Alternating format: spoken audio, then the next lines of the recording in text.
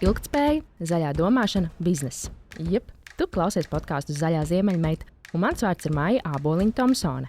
Seko podkāstam Spotify un Apple podcasts un nepalaid garām jaunākās epizodes. Hi guys! Yes, correct. This time you will hear me speaking in English, and all this conversation is going to be in English as I have a very special guest today in my studio. Over the last year, we have talked a lot about CSRD, materiality assessment, sustainability reporting, and each of these conversations we have highlighted the importance of having a sustainability strategy. But we have never actually talked about the strategy itself. What is it? How to develop it? What makes a good strategy, and how to safeguard your strategy from, let's say, hungry corporate culture that loves to eat strategies for breakfast. And my guest today has over 40 years experience in strategy. He's a pure source of knowledge and wisdom, and I'm super honored and thankful for this opportunity to have a conversation with Mr. S.Pelletier. Hello, Eric, and welcome. Thank you, Maya, for having me here. Eric, can you please share a bit about your professional journey and how you entered into the field of the strategy? Okay, so I went to business school in France, in HEC, and I did my last internship at JP Morgan, and I had an offer, and I was supposed to go to JP Morgan and become an investment banker. And a friend told me about this company, Bain Co, we had never heard of. And he said they were very interesting. So I talked to them. And I'm not sure I really understood what they were doing, but I understood at the time there was one thing they were obsessed with. The big mantra then was create value or add value. And value 40 years ago, was a new word. People didn't use that concept. And they had this vision that, you got all sorts of consultants. The big firms at the time were McKinsey and Boston Consulting Group, BCG. And they had this different idea that we are here to make clients more profitable, more value. That's all we do. That's a very simple definition, and we'll do what it takes to get them there.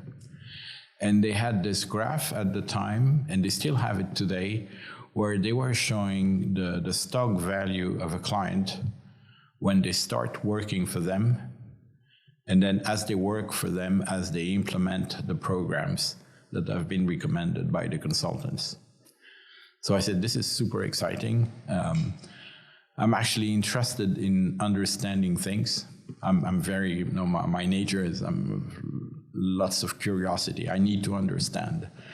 And it's even better if you can understand and fix them and improve it, and then you see the results.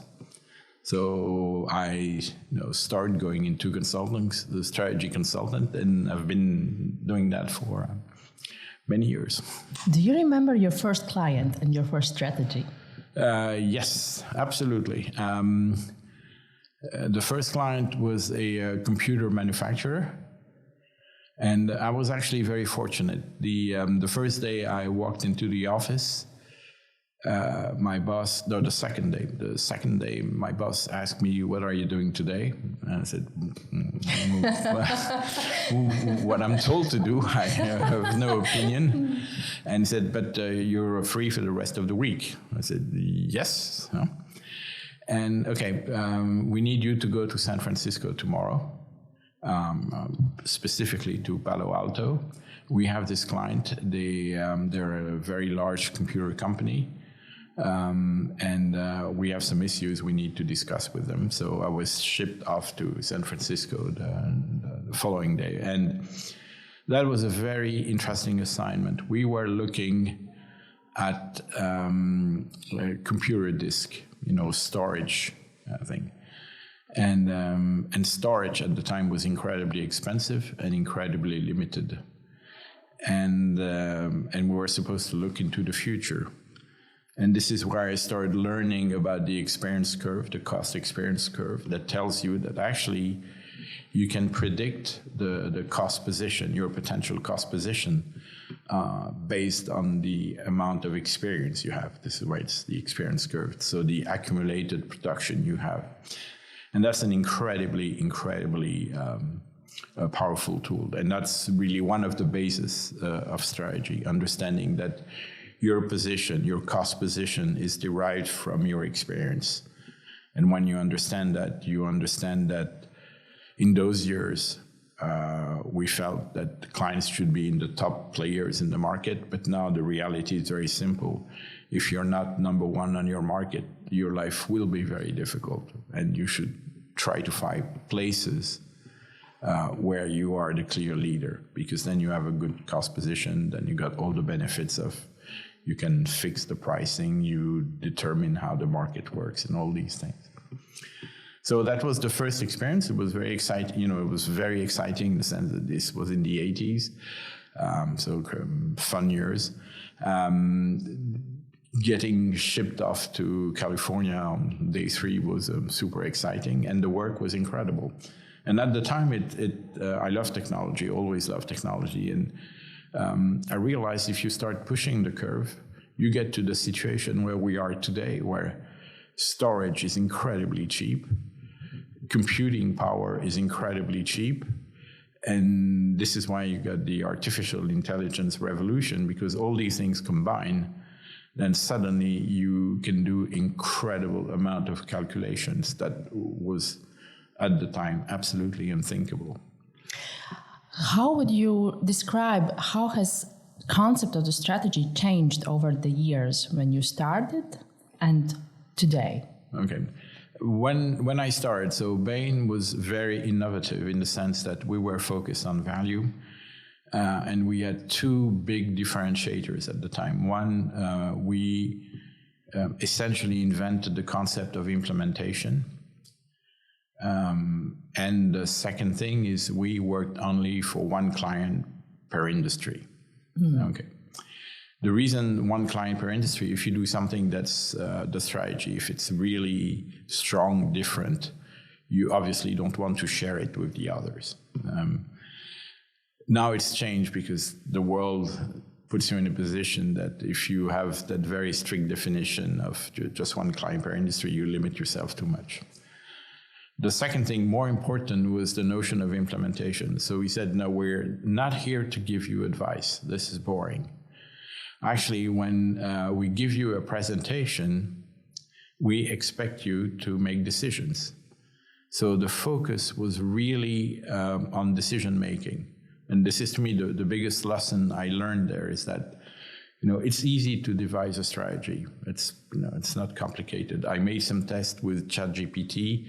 You enter some basic data, you ask for a strategy, and you look at it, yeah, why not? It's reasonable. Sounds reasonable, yeah. What's a lot more difficult is making sure it's implemented, that it takes place. And so we had this vision that when we made a presentation to the board to get into something, we're doing 2 things that were very different at the time. One, we called it the pre-wiring, which in essence was talking to all the people involved in the decision-making process, talking to them before we had the final presentation to make sure they agreed with the conclusions. So when we came to the board and said, okay, this is what you're supposed to do, and actually we talked to Bob and Yvette and all the people, and they all agree, and they were doing it. Actually, we shouldn't tell you this, but they've already started. With this, you guarantee the fact that it's implemented, it works, then you got the results. The second thing is we also made sure, I know it sounds obvious now, but that all presentations finished on the next steps slide, which is, okay, we've done this. What do we do next? Okay, I know it sounds obvious. Trust me, 40 years ago, it was far from obvious because people had this vision that a strategy report was something you do because you have to, you read it, it's interesting, it's well written, it's intellectually challenging as it should be, and then you put it back on your shelf and life continues. So we really changed the game at the time and saying, okay, we need to focus on on implementation. So now most of the firms, actually the firms are a lot less differentiated these days. I mean, it's you still recognize the words, the lingo is different, but the educational background is pretty much the same. People behave the same way, and clients expect them to do the same thing. So there's not much differentiation. But at the time, it was very differentiated. Strategy 40 years ago was also very different in the sense that so Bain was very famous for being data-driven. That was the expression. It came as it was a spin-off of BCG, the story of Bain. And it got created when a group of people led by Bill Bain started applying this logic of, no, we don't want to do reports. We want to change things. And out of that, they started working with a consultant, Monsanto, the chemicals company, developed tools and methodology, and eventually spun off and started doing things. So, but there were only two firms at the time that were interested by data, and it was BCG and Bain. The difference being that Bain was focused on implementation. Now, 40 years ago, the internet did not exist, at least not in its commercial guise. Getting data was very difficult. So a lot of the work we did, and especially as junior consultants, was collecting data. And also the focus is, we know the tools work. The experience curve, that's absolute Bible, it works. But you need the data to feed it. And, once again, those days, limited sets of data available. Probably the word sets of data, it's probably 5 years old, not that age. To give you a sense of that, there was, all companies have founding myths. This is how you structure the culture. These are the stories people tell themselves by the coffee machine. One of the founding myths, and something we were meant to understand and emulate, was the story of our first client in London was Guinness, the beer company. Yeah. And now it became Diageo. And Guinness was a very big company at the time. For Ireland, it was the biggest company. It was very important with a very famous family and stuff, but incredibly badly run. Came in a new CEO, he hired us, and we started doing work. The story goes, so Guinness was a very international product, and it was sold to different geographies on different bases. So for instance, in Asia, it was sold to women when they need to lactate, because it was good. Really? Yeah, so it was probably good for the babies to get Guinness in the There milk. are rumors. Such kind of rumors there are. Yeah, so I haven't lactated much, so I don't know. But in Africa, it's different. It was the opposite. It was very good for man virility. So their manhood would become stronger if they drank Guinness. And so we had to understand all these markets and apply the tools. So we had a team going to Cameroon, and they started trying to collect data about market shares. So at the time, there were essentially no supermarkets in Cameroon. There is a Ministry of Industry, but they don't collect data, so there's nothing. And they had an idea, which was to go to the various bars, and when the bars closed, they would go behind, open the garbage, and count the number of beer caps. Empty beer caps. Yeah, empty beer caps. And with that, say, okay, we got a proxy for market share. And so that's a fun story. I think it's crazy because it must have been very dangerous.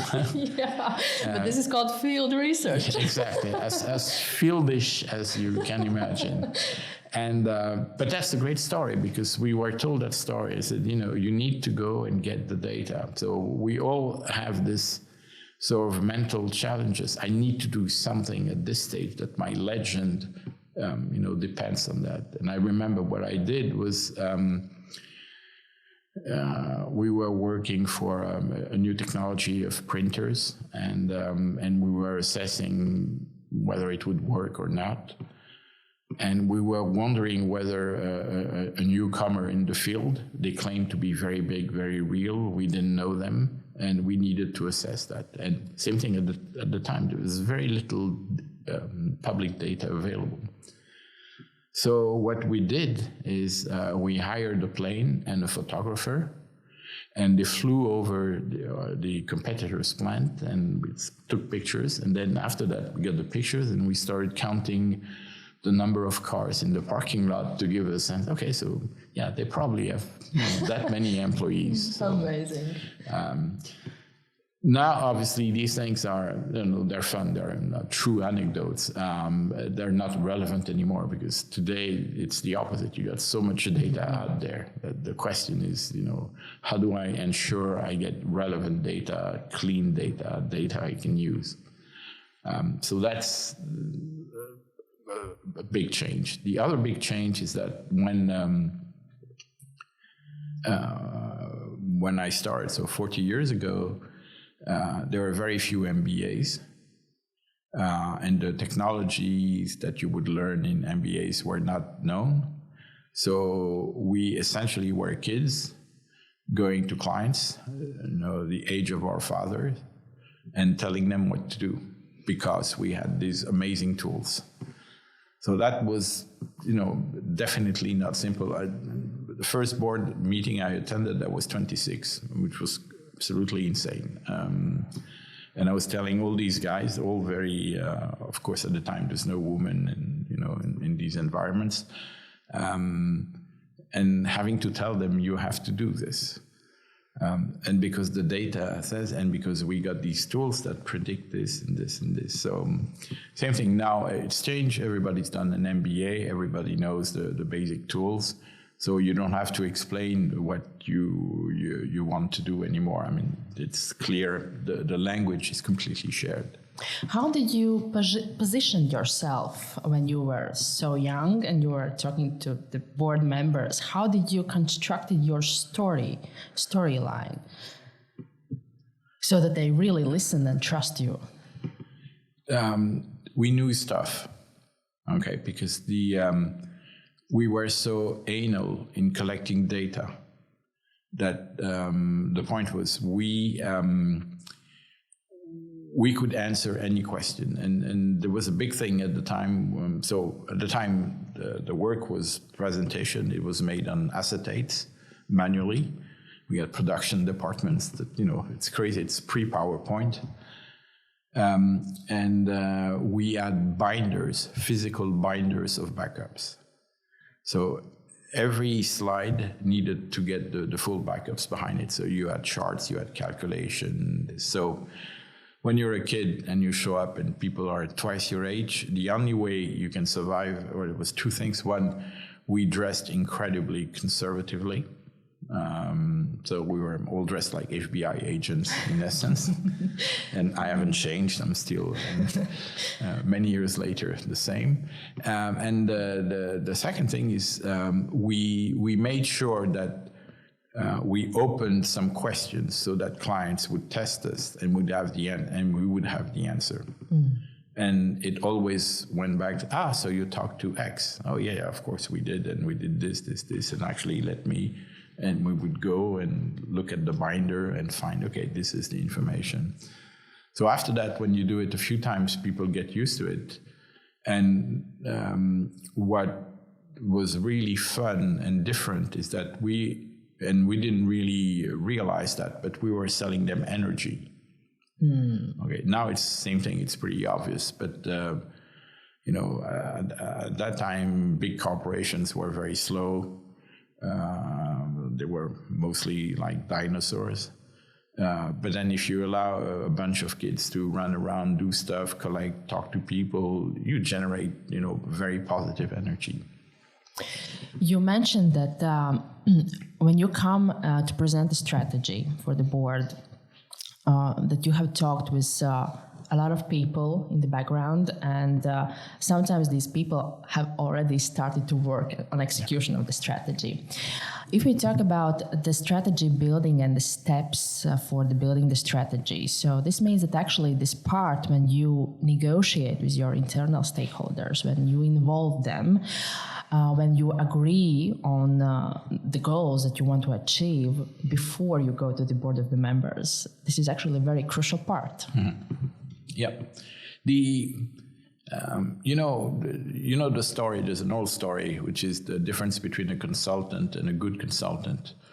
A consultant is someone who will ask you for your watch to tell you the time, and a good consultant keeps the watch. So this is how you increase the franchise. No, you have this situation. Clients always say, and still today, I didn't learn anything. Everything they told me, I knew about. Yeah, of course we knew that. We've known that for 10 years, and fine. It probably is true, but that's not the point. For us, when there was a sign of success, then we can develop a strategy, and we know exactly what our input was and how different it was from the initial steps. If you get a client to say, yeah, this is ours, of course we've been doing this, of course that's what you're doing, you've been very successful, because then it's fully integrated. And if it's integrated, they will do it, and things will happen, things will change. So the understanding how you literally get people to do things is really the essence of at least good strategy consulting. Once again, it's not about defining concepts and stuff. It's about making sure that you deliver value that will change operations, that will change the company.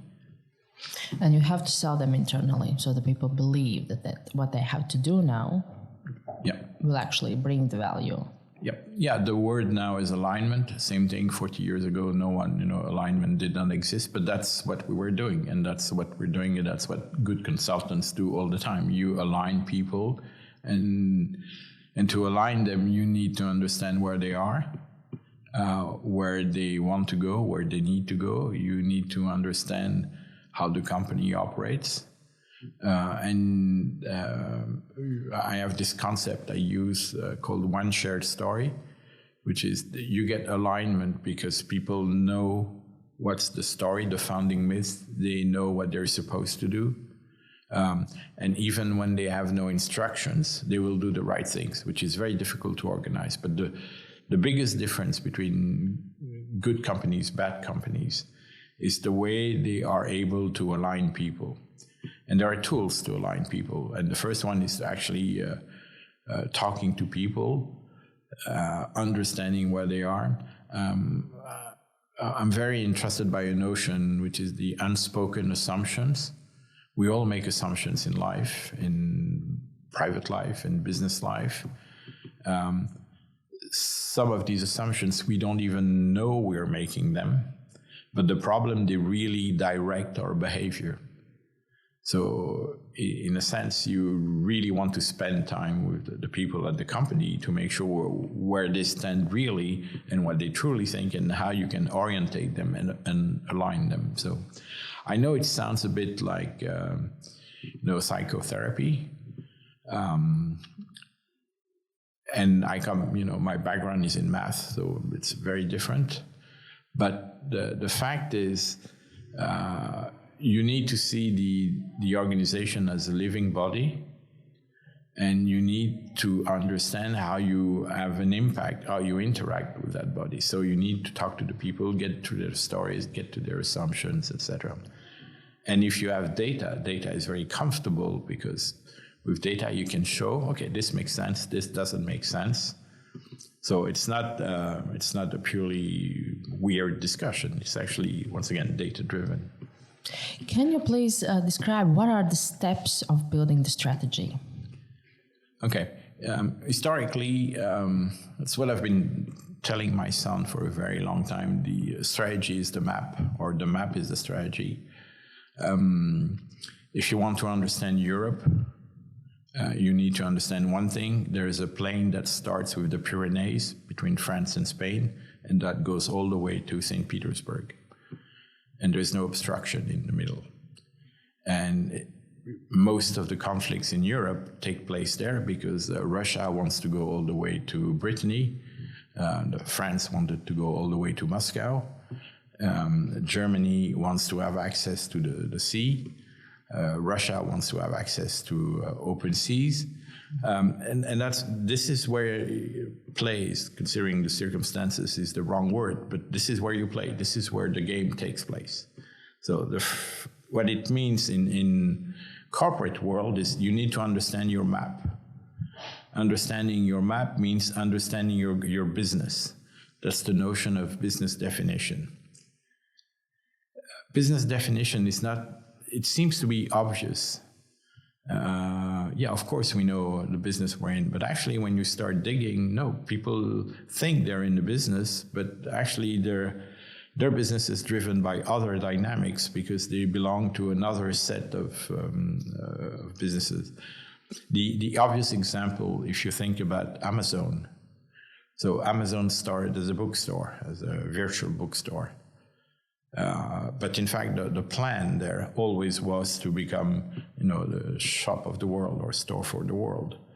So to understand Amazon, even at the beginning, the question was not about the books. The books were irrelevant. The question about Amazon was two things. How do they interface with customers? And they were the first one essentially to start testing the notion of recommendations. So understanding if you buy this, you might want to buy, your friends bought this thing, recommendation. And the second thing is making sure that you interface the virtual with the physical well, which is the whole notion of logistics. And then when you realize that you understand that Amazon is in the business of two things. One is processing tons of data, and two, delivering the logistics. And the notion of commerce has almost disappeared, that when you really look at the core of what they do. And this tells you that when Amazon moved with AWS, which is when they sell cloud services, now I believe they're the biggest one in cloud services. So whenever you want to put your data on the cloud, you go to AWS. It makes sense because they have all these computer power, all these storage resources, and they realize they can start using it and reselling it to people. So step number one is understand your map, understand your business. So what is it we do? Step number two is looking at key trends, saying this is where this business is going naturally, the natural sense. So once again, we have tools that tell you that depending on where you are on the experience curve, when it's a new business, there are changes every generation. When it's very stable, nothing much happen. So the way you develop your strategy becomes very different. So key trend analysis is thinking what will impact my business in the coming years. Now, the good thing, it's always the same. Taking an example, all products now are sold as services. Okay, and services are productized. So what that means is people understand, okay, this was how B2B operations worked in the past, and we realize when you analyze B2B operation that the real value was in the services, not in the products. The typical example of that, if your HP has a very strong hold on printers, they don't make money on the printers, they make money on the toner. Mm-hmm. Okay, the toner is horribly expensive. And they use the printer as a way to force you to buy the toner. It's this Nespresso model where initially you could get the machine, the espresso machine for free. So You know that there is a trend towards services, value-added services, all bullshit words you want to use. This is happening. So the question is, how does it impact my business? What will happen? You also know that you make money when you standardize stuff. So you want to standardize as much as you can. And that's Apple. Apple is amazing. I mean, they got 10 products, whatever. And they're the most profitable company on earth. So there's something to think about. But at the same time, you got the opposite, where people want something that's fully customized. Mm-hmm. And that's the notion of hyper-personalization. And you know it's happening to your business. Whatever your business is, it's happening. And the difference today for this, for example, is that the trend has always been there. It's always been very difficult. If you take an example in the car industry, 30, 40 years ago, people wanted very personalized car already. And what manufacturers did, they had a long list of options. And so options at the time, do I want some light when I back up the car? Do I want safety belts just before it was made mandatory? Do I want anti-fog lights in the front? Do I want leather inside? All these things, options. Okay, and then they would put in the options, and they had the impression they were making lots of money because a car that costed, $10,000 suddenly was worth $12,000. So it's great. Except when you realize that each time you have an option, you have your manufacturing process changes. Mm-hmm. Okay, so it turned out to be, the more options, the more you lose money. And this is how Chrysler went bankrupt one of those times way back.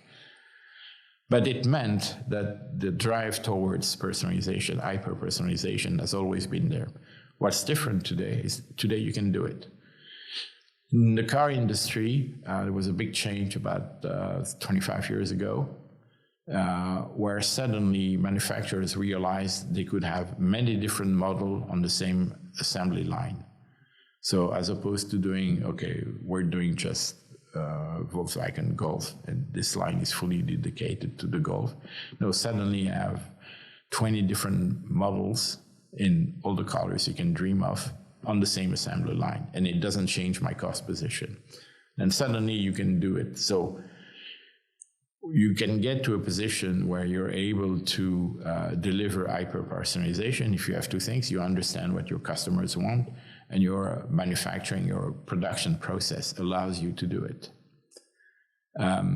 What's happening today with artificial intelligence is that suddenly you have all the data you want to understand, to really understand what people want, but to a point that you, in some cases, will understand people's needs or desires even more than they do.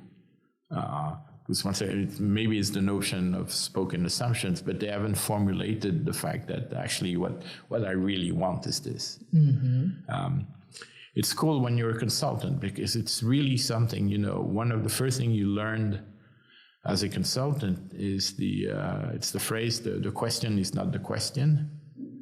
And it typically means that you go and meet with a client and says, Eric, I have a problem with this. So yeah, okay. And then you think about it, like, actually, she meant this problem. Actually, no, that's, there's something else. And then you start digging and realizing that, no, actually the issue is completely different. So when people say, I have a problem, my expansion strategy in Malaysia is not working, and we need to find growth there. And then suddenly you realize that they have a big product line problem, which is completely not relevant for emerging countries, but they never formulated it this way. So fairly early on, you have to go back to them and say... That's actually the golden rule, always to find the real problem. to define the real problem, because at the first sight, what you think the problem is actually not the problem. And that takes the time to define the real problem. And when you get to the source of the real problem, you actually define the real problem, then the rest is relatively easily. Yeah, because in most cases, there are very few complex problems. Yeah. But I'll get back to that, or you'll remind me, because when I said that, it's completely untrue today. But until now, there were very few complex problems, because, all clients will tell you, oh, I understand what you do, but my business is different. I said, no, all businesses are the same. It's always the same thing. The modalities may be different, the color on the wall is different, but the fact is the business problems are very standard problems. And to standard problems, there are standard solutions. It's changing today because AI is such a big issue that we don't have visibility. So we do not know where AI will take us. I'll give you an example. To me, it's a crazy example, but it's likely to be a real one. So 20 or 30 years ago, the big thing was video store. Mm-hmm. And people started dreaming about, well, we could do a system where you actually don't have to go to the store. You send tapes, you get them back. There were tapes, then DVDs and stuff. Mm-hmm. And so you had Blockbuster, and it evolved, and someone started dreaming about, maybe we can do streaming. It's not possible, but once we get enough bandwidth, then it will be possible. Then you got to Netflix. Okay. You know where it's going, what the next generation will be. What's your guess? I have no idea. In 10 years from now, I can bet. Well, first, I hope I'll still be there in 10 years, but in 10 years from now, you'll be sitting in your sofa watching your TV, and you will say, well, I want a series. It should be CSI Riga. Okay, I want the main character to look like Brad Pitt, and I want the bad guy to be Michelle Pfeiffer. Actually, the plot, I know what I want. I want 151 and 262. You know that the number of plots is very limited, and there are actually some German philologists who analyze the Greek mythology and all the fairy tales, and they've come up to, there's a list, and they've referenced all the plots with numbers. Mm. So by then, everybody will know those numbers. And you'll say, okay, so it's set up in Riga. I want it to look like, a Danish, Swedish series, all gloomy, gray, raining all the time, the absolute misery. But I wanted to showcase the architecture because the buildings are nice. So this is the kind of look and feel I want. And I want 10 episodes of 1 hour. Okay. And then 2 minutes later, you have it. So customized. Incredibly customized. Totally. I mean, it can't be more customized than that. It feels, when I say that, it sounds impossible. But actually, we're very close to be able to doing it. Mm-hmm. And what's lacking behind this is actually the amount of processing power that will be required will be huge. But you look at the curves, we'll get there. No problem. Will AI be able to generate scenarios? Yes, of course. It's so obvious. Then there's a question, will it be good? I said, well, people eat at McDonald's, so anything goes. So when you start thinking about, what's beyond the trend, so this is the kind of thinking you need to have today. As I said, the world it's really flipping, but the basic principles are the same. You need to know your map. Okay, what do you do? So in that case, you interact with customers, you provide them with entertainment. And the rules of entertainment has always been the same. The plots will never change. You look at the plots in Euripides play 2,500 years ago, they still apply to today. Same plots, nothing. Plot lines haven't changed. What changes is the technology to deliver it. So if you control the interface where you bring that technology to clients, then this is your business.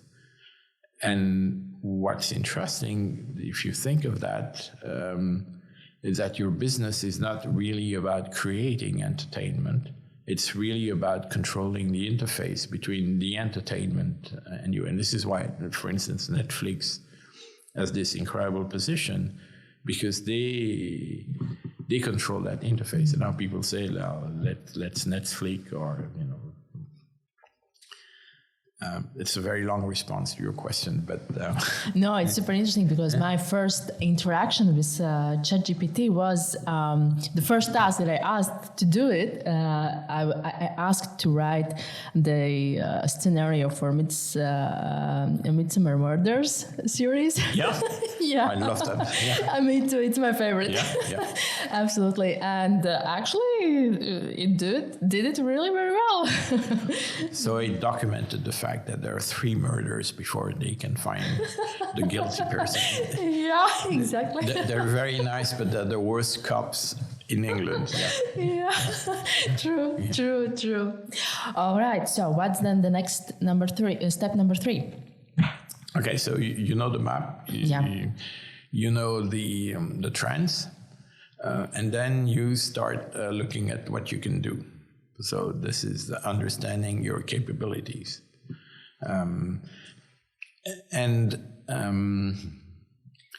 The capabilities, the notion, this is where you will start, I call that a castle, but your competitive, sustainable competitive advantage is the things that we do uniquely well. It's what we control.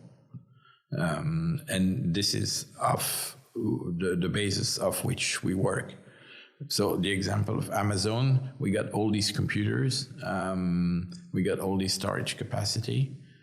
This actually is unique because there's all business attached to it. So the cloud business did not exist. It had to be invented. So let's invent it with others, invent that business. Let's convince companies they can send all their files and get all their processing done elsewhere. And we can do that with very little latency. And then you start doing a business and you start backtracking. Say, okay, so I got elements I control. I know what I can do, my skills, my capabilities, and what do I need to make this fully sustainable? Something where nobody can attack me because we will be the biggest, the strongest, and nothing. So step number 3 is really understanding where you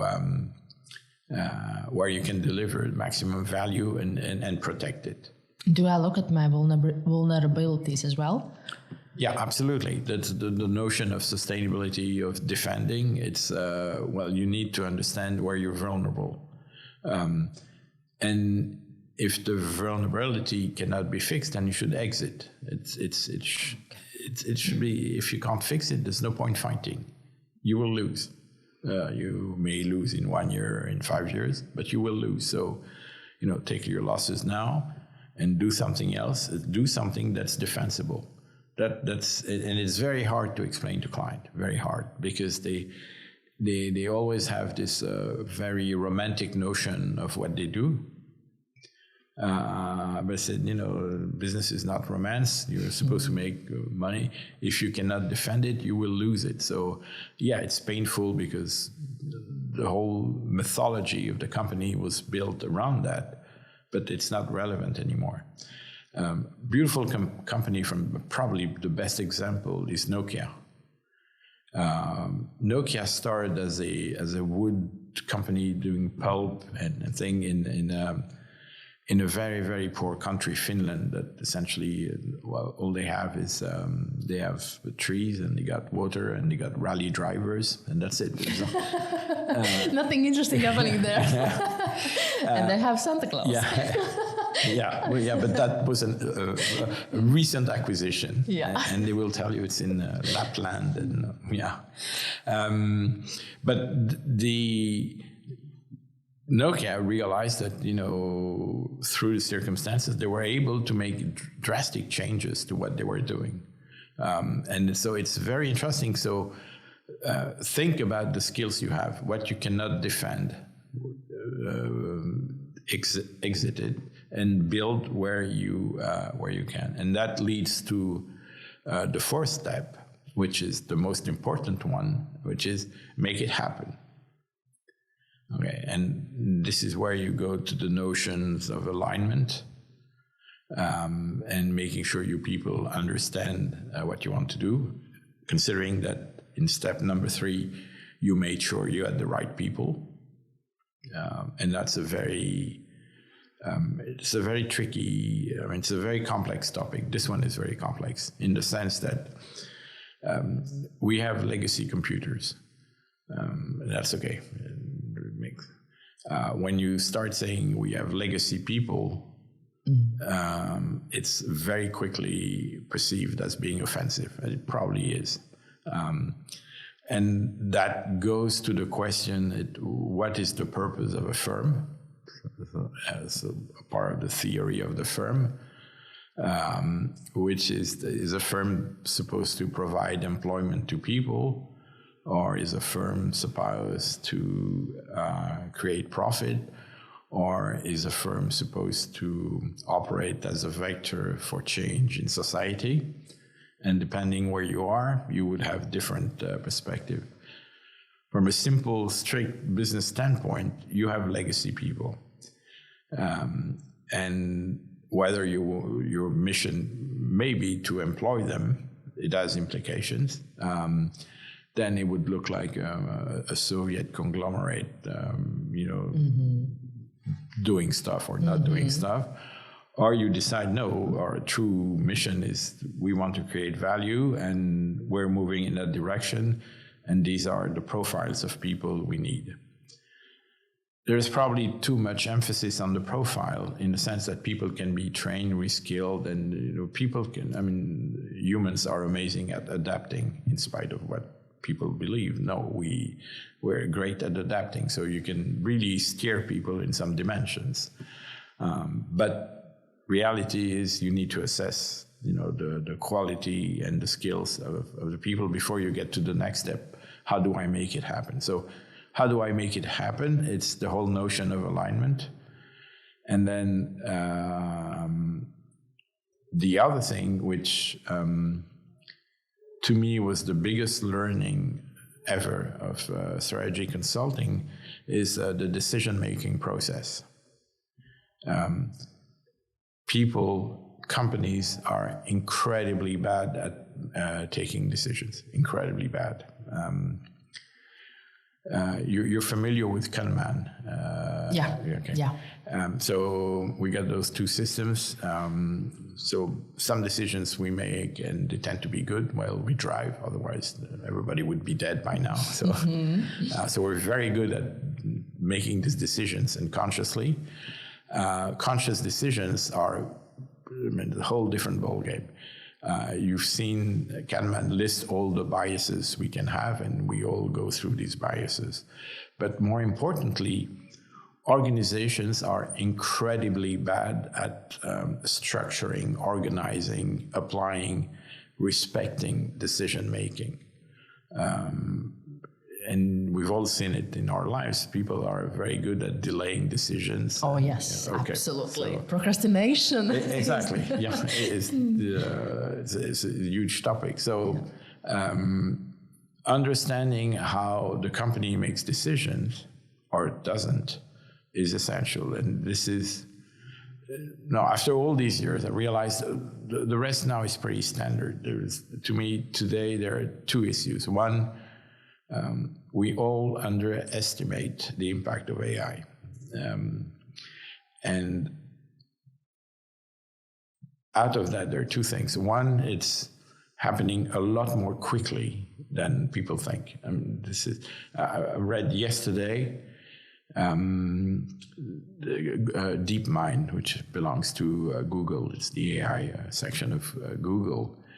They have managed to put on a PC a weather predicting AI, usually weather prediction is made by supercomputers, big stuff, water cooled and very common.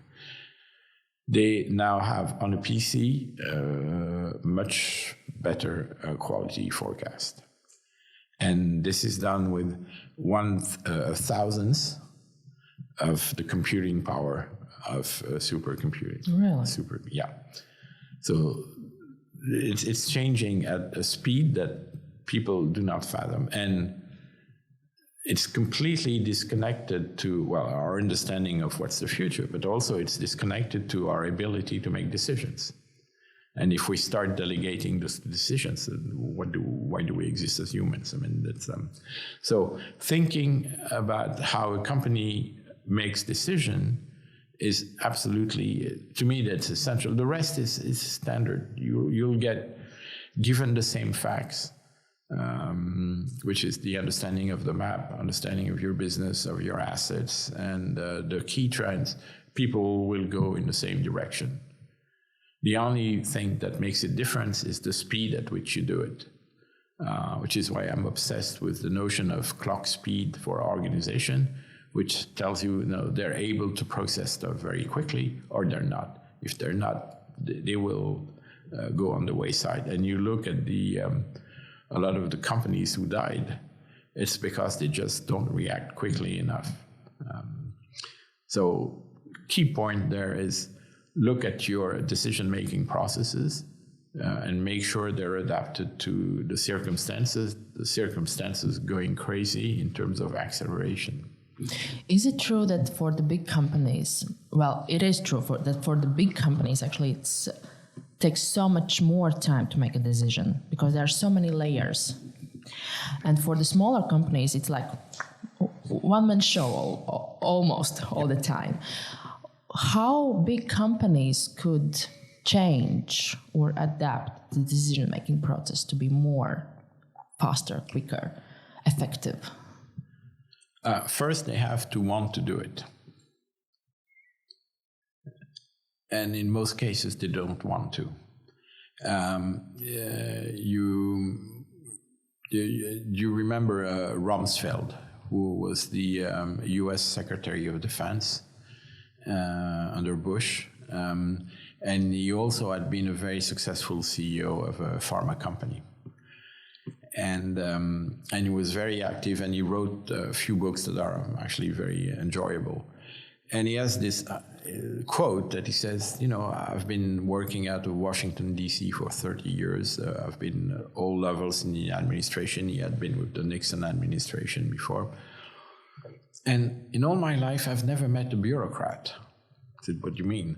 I said, well, you ask people, are you a bureaucrat? I said, no, of course not.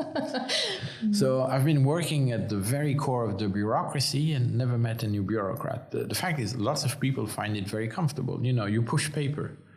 I remember I was helping the big European post company, one of the big one in Europe.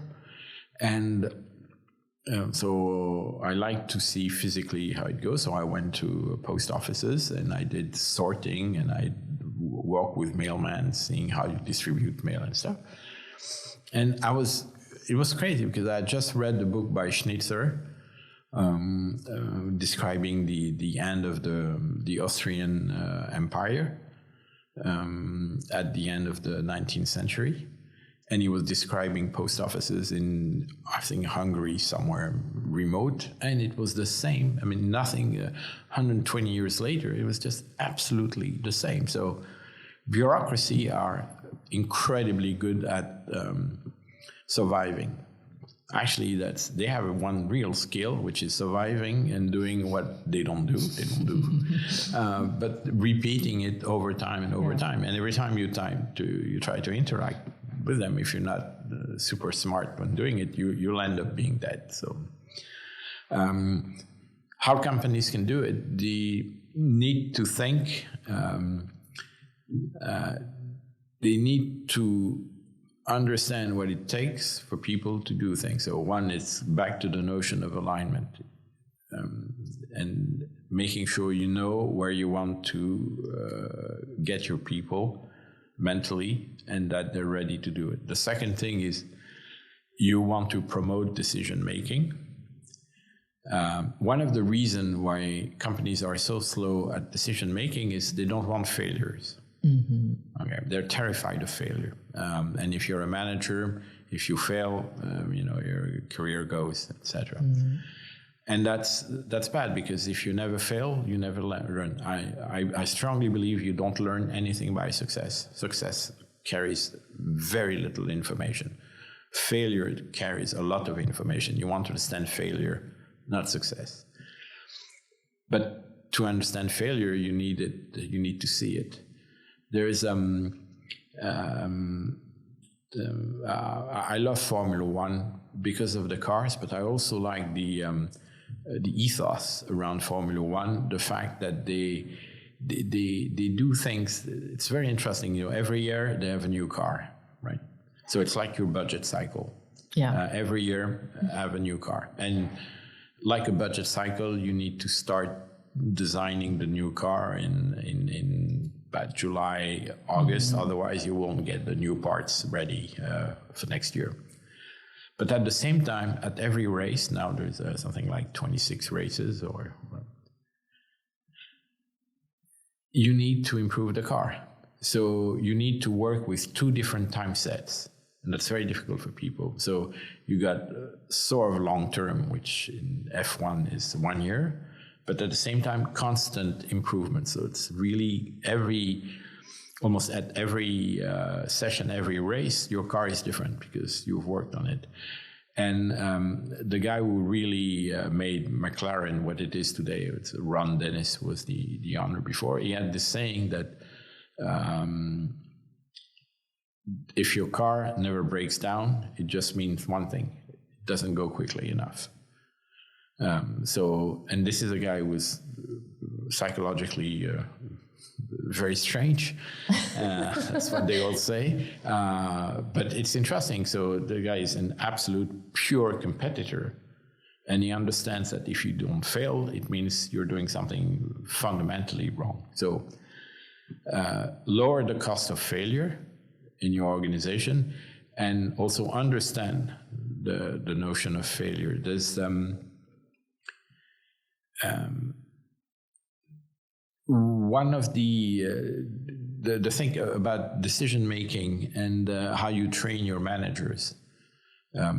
If you work in a bureaucratic big company, they have high potentials, right? And they're very proud of their high potential program. So they take kids, they put them in a couple of positions, move them quickly, and they need that because you want to fast track some people.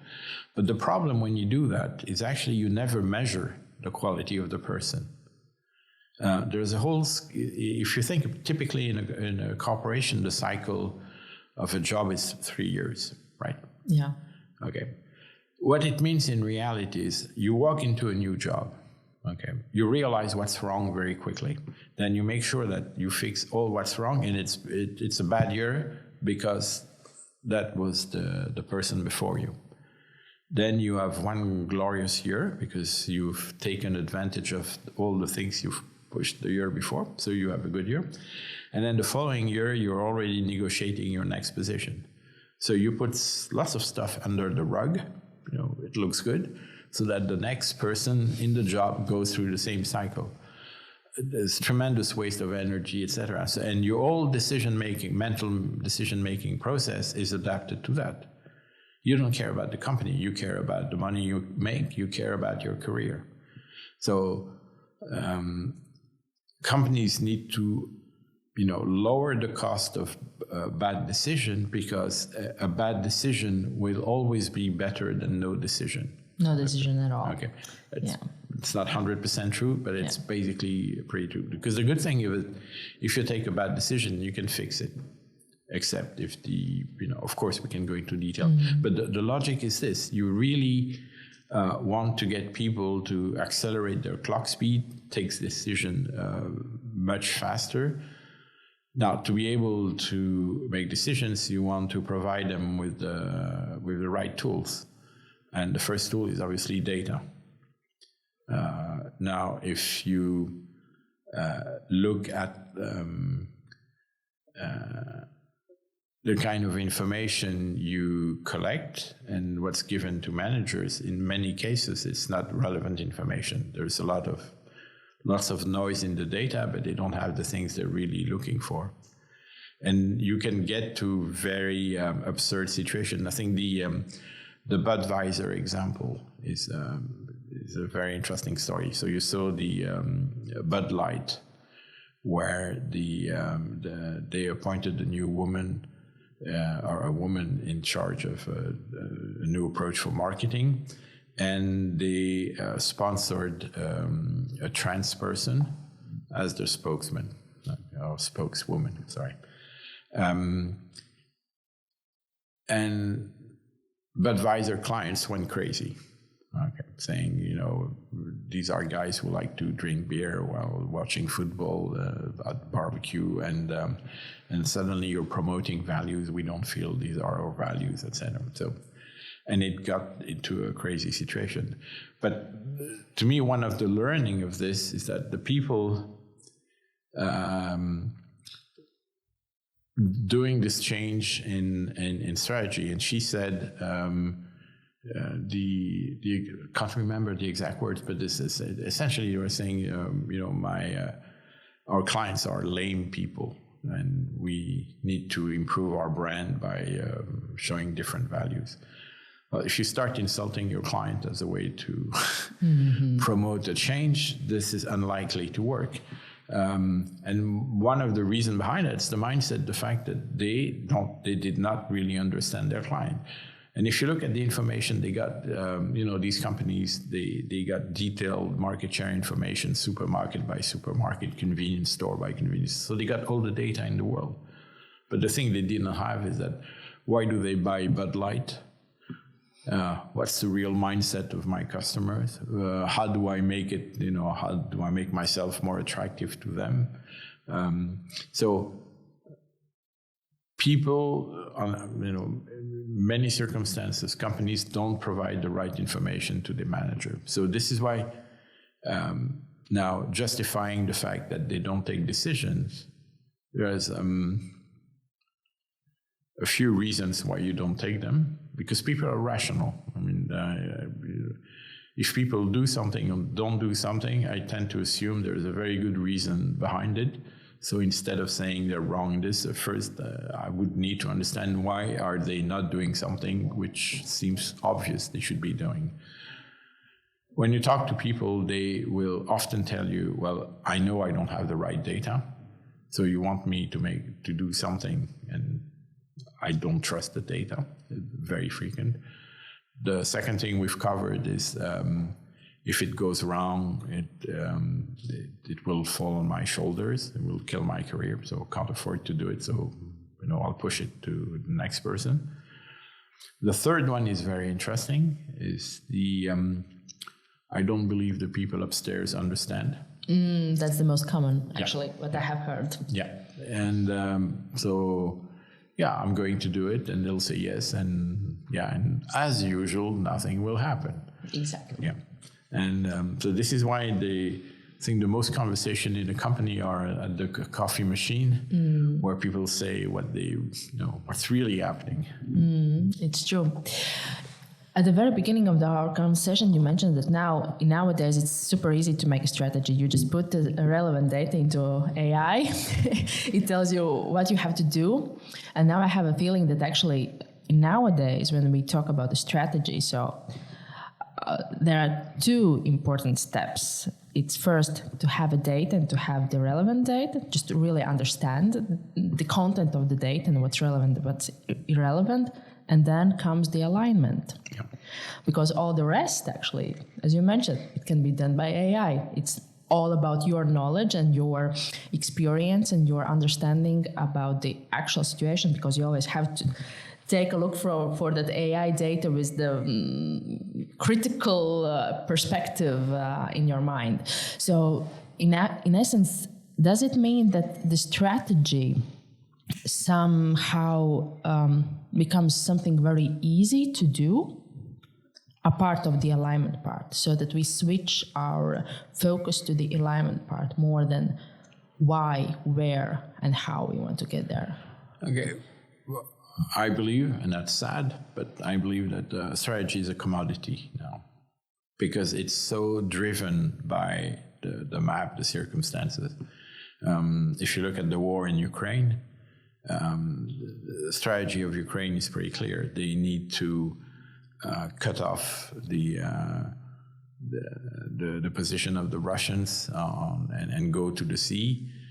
And the alternative, and they're probably pursuing both at the same time, is they need to regain Crimea because actually Russia is super vulnerable in Crimea. That's the strategy. It's very simple. Yeah. Okay. What's a lot less simple, obviously, and painful is you have to do it. Okay, and to be able to do it, you need to get the equipment. So this is why every morning Zelensky says, where are my F-16s? The day I get my F-16s, I get control of the sky. The day I get control of the sky, I retake Crimea. And you can see that the difference of morale of the armies between the Ukrainians and the Russians. And of course, they're not fighting for the same reasons. That tells you all. So if you use that as a painful but very realistic analogy, the strategy is very clear. It's very straightforward. What will make a difference is the ability to deliver on that strategy and making sure you have the right assets and you got the right alignment of people. So today, I think I strongly believe that the key questions are alignment and your cycle, your decision cycle speed, so your clock speed, and also a bit of hard thinking about, there's this, I see it as a tsunami of AI. What's behind it? So where do I want to go considering this is happening? And this is why I thought to go back to the example of your own customized Midsummer Murders, if you want.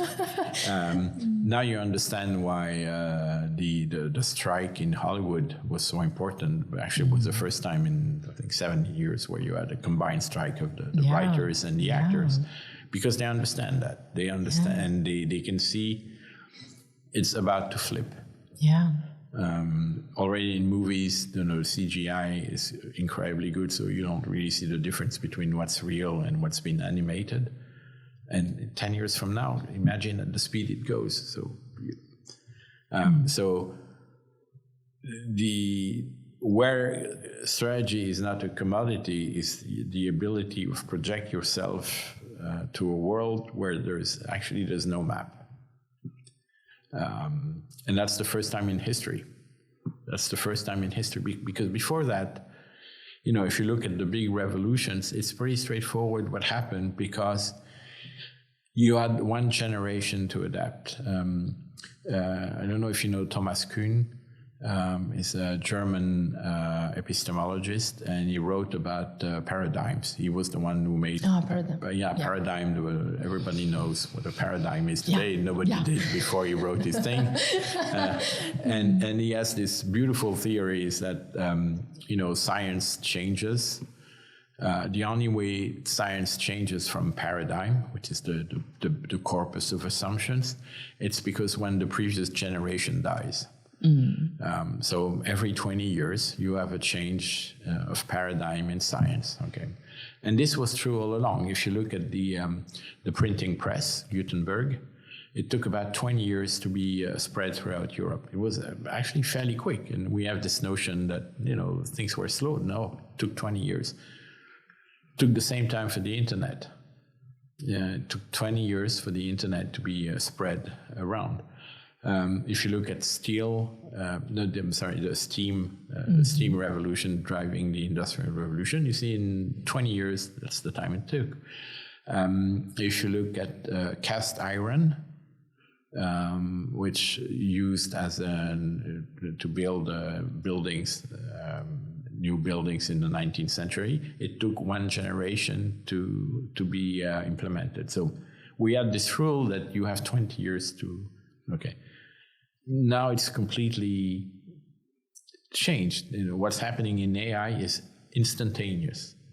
The most sophisticated people about AI thought that where we are today, we would be there in 2030 if it was possible. And then they said 28, then they said 25, and now we're in 23. And the success of ChatGPT OpenAI is just, you know the numbers. Yeah. Yeah. So getting to 100 million subscribers in 2 months. It's incredible. It's incredible. Think of the mass that what 100 million people represent. And think about the fact that they didn't do any marketing, nothing. When they launched it, it was to test it. Mm-hmm. And well, it's being tested. It's a successful test. Yeah. How many strategies should company have? Because we are talking about the sales strategy, marketing strategy, sustainability strategy, corporate strategy, human resources strategy. Do we have too much strategies? Should all these strategies be combined in one strategy so that we keep the focus? Well, the way you ask the question, you know the answer. No, there's only one strategy, and then it applies to various fields. I use a notion of fractal, which is a mathematical object, so the typical example, if you look at the coast of Norway, if you photograph it from 1 meter, 10 meter, 100 meter, 1 kilometer from space, it always looks the same. So a fractal is a self-repeating object that at any level of resolution, you see the same thing. And fractal is how life is built. The implication is that if you understand something, an element, you can understand the whole. That's a very old, Greek principle. What it means is that when you have your strategy, it should be replicated in the same way everywhere. So it sounds theoretical, what I'm saying, so I'll give you an example. We had this client, they were a vaccine company, a very successful vaccine company in Belgium, acquired by a British company. This Belgian company had been founded, and the founder was still there. And he was a brilliant guy, but incredibly tough, and very, very, very controlling. So very different from a British conglomerate corporation buying them. So we were helping to integrate them into the parent company in the UK. And as I said, strategy is generic. So we knew, okay, you're very Belgian today, you need to become global. Mm-hmm. That's an obvious one. Did you know any companies that don't want to become global? Mm-hmm. Of course we want to be global. Okay. Said fine. Now, what did they do to do that? Said, well, we're going to put together a group of people. That's good. You get people involved. And we're going to work on how you become global. I said, okay, very good. Yeah, way to go. And who are the people? And they gave me the list. So I looked at the list, and I knew all of them because I interviewed them, talked to them, and said, okay, I see. So 10 people, good number. 9 Belgian, and this lady, I don't know where she comes from. I don't think, my impression, she was not Belgian. So you want to become global, and you do this with 9 Belgians. Nothing against Belgium, but it doesn't make sense. And that's the notion of fractal. In the sense, what people will see now, step back, you're the organization. They said, okay, we want to be global. Yeah, they've always said that. Okay, so what are they doing this time? Okay, they got a committee. They look at the committee and say, okay, I know, never going to happen, right? Because your transformation process does not reflect what you want to do. So that's the notion of fractal. If global is the issue, well, it should fractalize into, I got a couple of Indian women, I got a guy from Nigeria, and then we got 2 people from North America. We still have Belgian, we're a Belgian company. So people looking at this will get a sense, it's real. Okay. The second thing is you will get different viewpoints, obviously, and then this is where you can start getting global. So to your question, it's a long answer again, but to your question, there's only one strategy, but it has to be divvied up into modules, fractal modules, that where people will see it is the same. So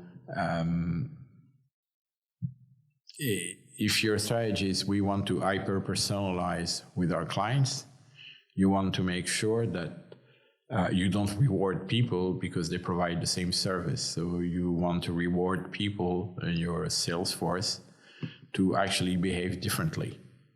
So your sales strategy must be driven by the fact we're going after hyper-personalization. How does it make sense? Now, your HR, same thing, your HR system, do they reflect that?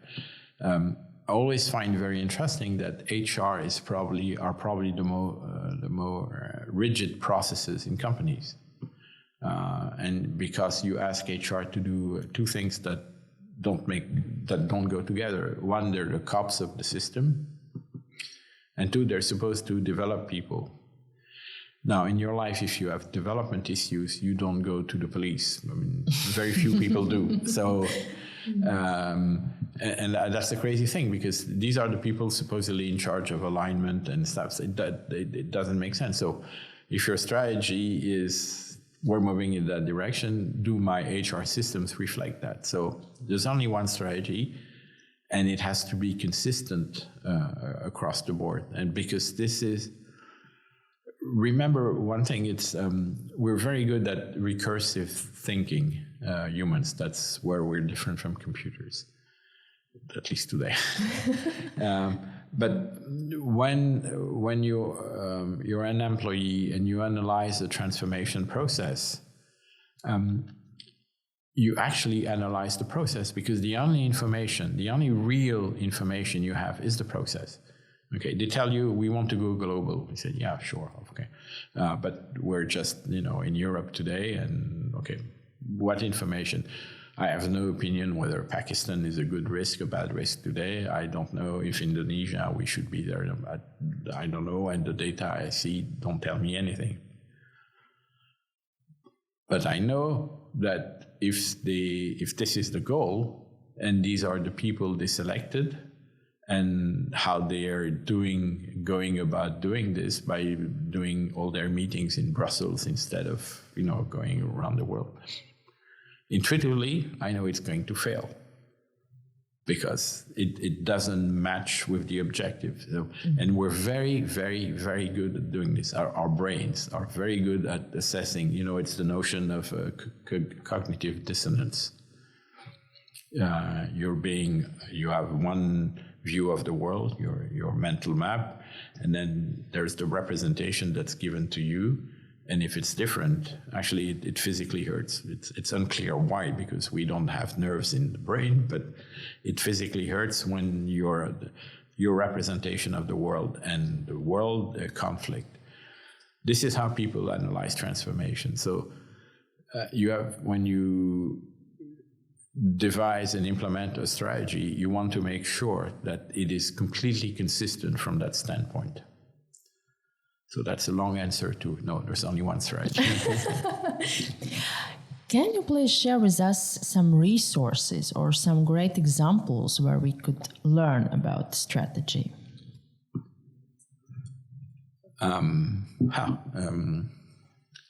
Follow Bill Gates.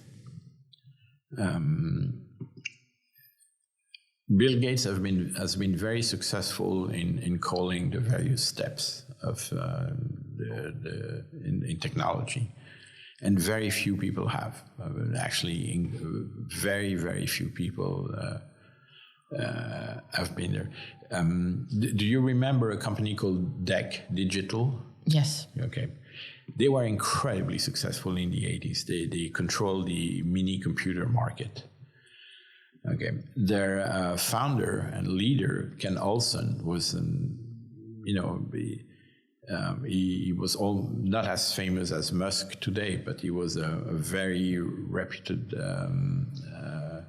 technologist before Bill Gates, before Steve Jobs. And he had this quote. He said, personal computer? Nah, why would people have a computer on their desk? Why? Tell me why? No, we're never going to go there. Okay, so Bill Gates, on the other hand, he saw obviously the PC and he saw the internet. He's doing stuff on climate change, so he knows it's important. Now he has what he's saying about AI is a very, very relevant. So follow what he does. And then to me, the examples, I'm more interested in failure than success because you learn. So I do love to read stories about, why that company failed, what was the reason behind it. I have a great example I love because this is completely not politically correct. I'm very dubious about the notion of stakeholder engagement, and I'll tell you why. But because I think the first purpose of a company is to make money. If you don't make money, nothing happens. So and then you are not sustainable. You're not sustainable, exactly. So that's step number one: make money, and then we can talk about how you distribute the money. Okay, I know Marxists don't believe that. The Marxist mindset says the way you produce has an impact, etc. On the other hand, Marxist countries have not been terribly successful. So, the bank SVB, Silicon Valley Bank. No. Okay, it was a beautiful little bank in Palo Alto, in the Silicon Valley, and a very prestigious bank. When I was running an AI there, we were very proud. No, we had an account with SVB, which is like, and you have your SVB credit cards. It's much better than Amex Platinum. Everybody's got one. No. This is like you're in the valley. You're part of the group. Okay. And they had this incredible business model that they were the bank of reference to all the startups. And the good thing is that some startups really do well, and then eventually, if you end up being the bank of Amazon or Netflix, it can't be bad. Right? And they appointed this board, and was in a beautiful board from a stakeholder engagement viewpoint. They were filling all the quotas and tests. And on the board, they still kept one white male, because they probably had to in their quota. He was the only person with knowledge of banking. Okay. What happened with so eventually SVB went bankrupt, had to be acquired, saved, and catastrophic failing. For one stupid thing, very simple thing that you learn in finance on day 2, which is you want to make sure that your money match, the money you owe and the money you have, they match in terms of amount. That's number one, obvious, and number 2, in terms of time frame. So you want short term to meet short term, long term to meet long term. Because if you have short term to meet long term, you will fail when there's a change in condition. The Fed started raising the rates. There was a change in conditions. So without going into the details, their balance sheet became unmanageable and they collapsed instantly. Okay. Anyone on the board with knowledge of banking would have said, this is crazy, insane, your strategy. And so when you see this, you learn a lot more than, what success drives. So, in terms of resources, I read avidly all the stories of failures. Or maybe that's the tabloid aspect of my life, but I like to do that. Stories like WeWork or Theranos, or all these are amazing stories because you realize It's always the same story. But now you do it in fenced your new locations, new businesses, but it's always the same story. So you learn a lot about this. We mentioned Kahneman. I think what he wrote is very interesting because that's a real understanding of how the world works. I mean, microeconomics as it's taught in school is ridiculous. I mean, it doesn't reflect any world we live in. Kahneman, at least, you understand that, the way he described economics, that you can relate to that. Otherwise, I read what's happening in AI because it's once again I'm still in awe at the speed at which it's happening and the way it's redesigning everything we do. So, are we in a trouble? Yeah, no, of course. Okay. Of course, for me. There are two visions of AI. There's a positive one and there's a negative one. I love technology, so I'm super excited about what it can do. I mean, this is, honestly, if you like that, it's super cool. It's really cool. It's terrifying because I don't see why AI wouldn't kill the human race in 10, 20 years from now. That's and there's there's a whole line of thinking around that, and people like Musk started believing that. So being Musk is incredibly ambiguous because he does that, but he funds it, but he stops funding it. No, he refunds it, but he also funds I forgot the name. There's a group of very talented people trying to think about the kind of regulations you need to bring to. But the problem is when we go back to decision making. I believe regulation is very important. I also believe that governments are incredibly bad at generating decent regulation. And it's gotten worse and worse and worse because they are in, once again, decision making, their decision cycles are so slow compared to the way the world is changing. And also the fact, at least some theory in law says that regulation comes after the fact. Mm-hmm. That's true. Because you want the regulation to be accepted by people. Mm-hmm. That's so if you watch Midsummer Murders, you see when they arrest the criminal, they say, usually there's no big pursuit or nothing. They get arrested, and that's the notion. It's policing by consent, and it's very much true for regulation. The regulation will work if people essentially accept it because it makes sense as a regulation. So the problem is we're so late in regulating AI because our regulators don't understand it. I'm very pessimistic from that standpoint because I think it's already started and we don't know what's happening.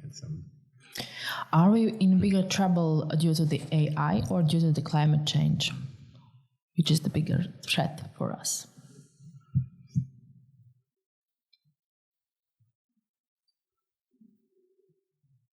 I think climate change is it's an absolute major issue. There's no question. I tend to read a lot and follow what's happening there. What you can see, there's this notion of the various tipping points, which is there is some equilibrium that when you go beyond the tipping point, it's destroyed. That typically happens in this is what drives a lot of the micro finance crisis, the tipping points, that when they sell derivative products, they work with correlations within limits. You go beyond the limit, everything goes crazy. And then you got this collapses where the market loses 15% in literally minutes, and nobody knows why because you went over the tipping point.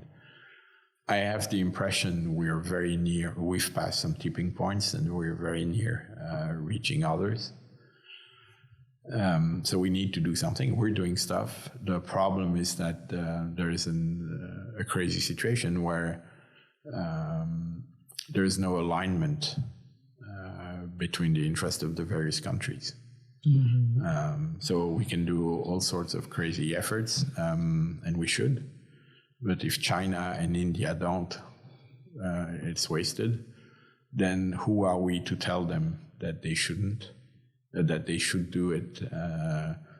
And they will, and it raises all sorts of questions about colonialism and stuff. So I'm pessimistic in the sense that I don't see what's the global alignment happening. And then you see what Germany's doing, which